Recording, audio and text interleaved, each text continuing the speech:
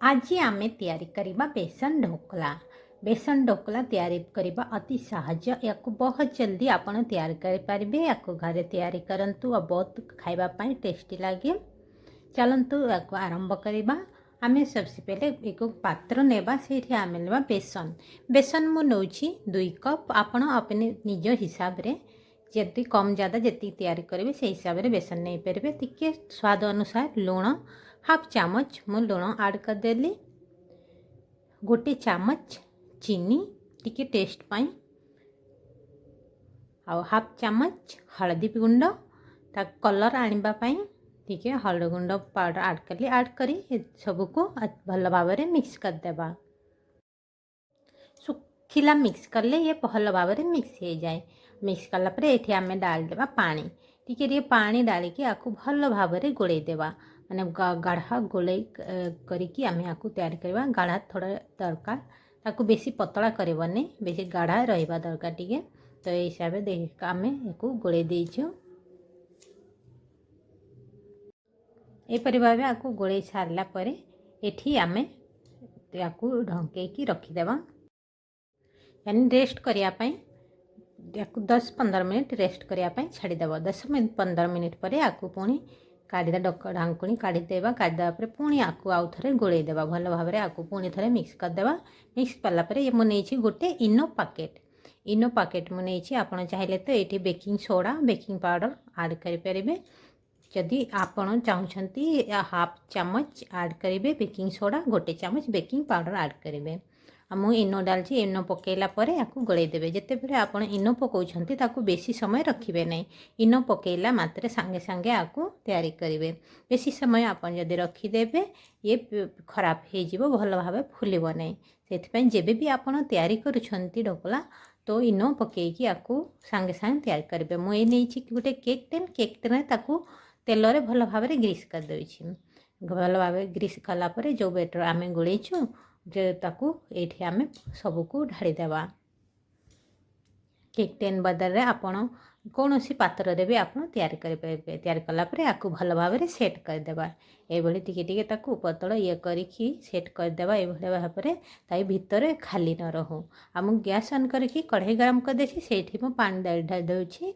पानी जेतिकी आपण बासन से हिसाब रे पानी ढालिकी स्टांड पकईदे। स्टांड पकईदे जो आम बेटर गोलैकी रखीचु ताकू आम रखी कवर करदेवा। कवर कलापर आपको 15-20 मिनट आपको पकईवाई माने सिझापी छाड़देवे। आम 20 मिनट पर आपको गैस तल को ओल्हे देछि। आ देखंतु केते सुंदर भल भाव में आमर ये फुलिकी आसी। आगो टे ठंडा करवा। मुझे बहुत गरम लगुच तो ट्राए कर बाहर करने गरम जो यहाँ बाहर करना। तो जिते टिके ठंडा हो ठंडा है ये गोटे पतला चाकू ये टिके ताकू ये करदे ताकि भल भाव में बाहर करे। ये गोटे प्लेट नहीं कि ढंकई ताकू ये टिके टैप करदे। टैप करदे देख केते सुंदर भाव में ये बाहरी आसी। केते सुंदर देखंतु स्पंजी है एकदम नरम सॉफ्ट आमर ढोकला बनकी तैयार होइछि। देखिए आप जान कि केते सुंदर ये आमर ढोकला तैयार होइछि। आपको आमे आगे ये भाव कटिंग करदेवा। जे पीसेस निज हिसाब से छोट बड़ जमी आपण चाहते से हिसाब से पीसेस करदे। आपड़ चाहते जो छोट छोट पीसेस करने छोट छोट पीसेस करेंगे। बड़ बड़ चाहिए बड़ बड़ पीसेस करेंगे। निज हिसाब से आपको पीसेस करके भाव में रखीदे। तापर मु गैस ऑन करके गोटे कढ़ाई पुणी थे गरम कर देछि। सेठी आम पकईदेवा तेल। तेल को भाव में गरम होइबा देवा। गोटे चामच पकईदेवा सोरिष। आ मु लंका नहीं 4-5टा लंका को ये लंबा आकार में काटी देछि। आपको टिके आमे भाजीदेवा। ये टिके भाजी है आज टिके पकईदेवा लुण यानी हाफ छोटी चामच लुण पकई देछि।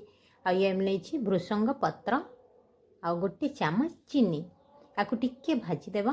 बेसी भाजबे नहीं बस टिके खाली भाजीदेवे। ये आमर भाजी हो जाइए।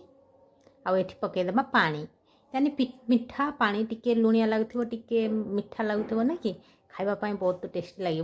तो से टिके लुण आउ टिके चीनी पकईकी आपको ये भाव में चासीनी तैयारी करवा। माने मीठा भी लगुव टिके लुणिया भी लगुव यहाँ खावाई बहुत टेस्टी लगे। तो ये भाव में आपको फुटापी देवा। ये जो फुटी आसो से समय पकईदेवा धनिया पत्र। धनिया पत्र पकईकि पुणी ताकू भल भाव मिसई देवा आउ टिके फुटिबा पाई देवा। फुटी आसला परे ये हमर मीठा पानी तैयार हो गला ताकि गैस ऑफ करके तलको ओल्हई देवा। आ जो ढोकला आम काटिकी रखी याहारी ऊपर ये चीनी पानीटा को आम पकई देवा। एमभली भाव पकई खाइले बहुत टेस्टी लगे खाइबापी। आ बहुत ढोकला आम जो तैयार होती बहुत स्पंजी भी लगे। आपड़ ये भाव में तैयार करूँ आ खातु घरे बहुत टेस्टी लगे। बाहर खाइबा अपेक्षा घर निजारे तैयारी करूँ आउ खातु। आशा करुँची वीडियोटी बहुत हेल्पफुल होइथिबो। वीडियोटी देखिबापी बहुत बहुत धन्यवाद। पुणी मु नहीं आसची आउ नुआ गोटे वीडियो पूर्व से वीडियोटी को लाइक शेयर और कमेंट और सब्सक्राइब करदेवे। सब्सक्राइब करदे मो नोटिफिकेशन सबठारु आपण पाखरे पहुँचो। मो वीडियो देखापी थैंक यू सो मच। बहुत बहुत धन्यवाद। ये भाव में आप खातु देखो केते स्पंजी होइछि आम ढोकला। आपण भी निज घरे तैयारी करिकी खातु। Thank you so